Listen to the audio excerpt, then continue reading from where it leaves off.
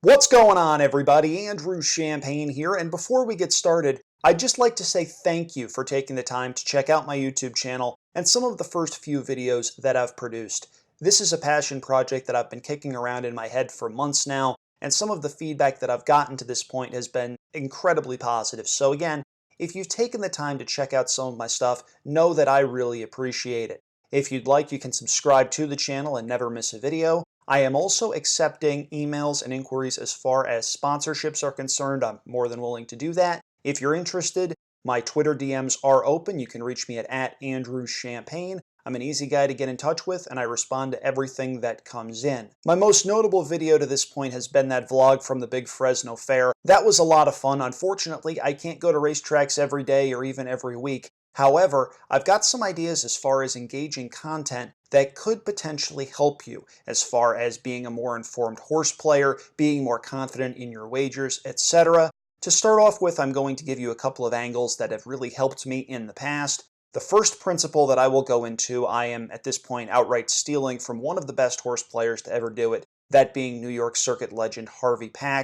Harvey hosted the NYRA Recap Show for years. He was a prominent handicapper on the New York circuit, still is. Andy Serling was a protege of his, and he can attest to just how good Harvey was at breaking down a race and at cultivating excitement from people that were in his vicinity. This one, if you're around the New York circuit, may sound familiar. Having said that, it's one of the most useful axioms I can pass along. Harvey version of this axiom was never bet a horse as the favorite to do something it's never done before. I can't use the term never in this axiom because there are instances where betting the favorite in a race, like for instance a 2-year-old maiden race with 10 first-time starters when the favorite has never run before, is in fact the play. Having said that, my axiom, slightly tweaked, is avoid leaning on horses as favorites to do something they've never done before. Now, this can apply to any number of situations on a racing program.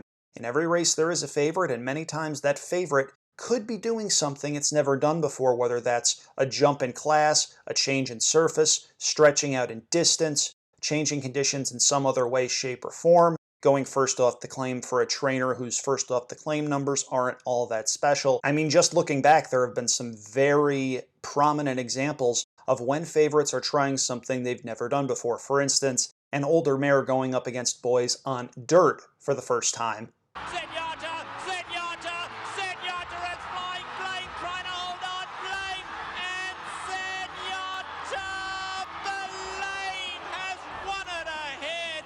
Sorry about that, everybody. I kind of had to. All kidding aside, there are instances where you can use that axiom to potentially determine whether or not a favorite is vulnerable. Specifically, I have found this very useful in 2-year-old races with horses that are stretching out, especially on turf. It takes a different skill set to win at a mile or a mile and a 16th than it does to win at 5 or 5.5 furlongs. So again, avoid leaning on horses as favorites to do things they've never done before. That's the first axiom I'm going to be giving out. I've got a couple of videos like that that are going to be coming out in the next few days and weeks, and I really hope you're excited for that.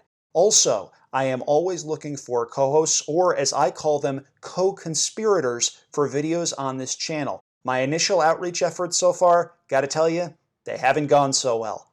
Hey Alicia, would you like to be a co-conspirator? She said no, in case you couldn't hear.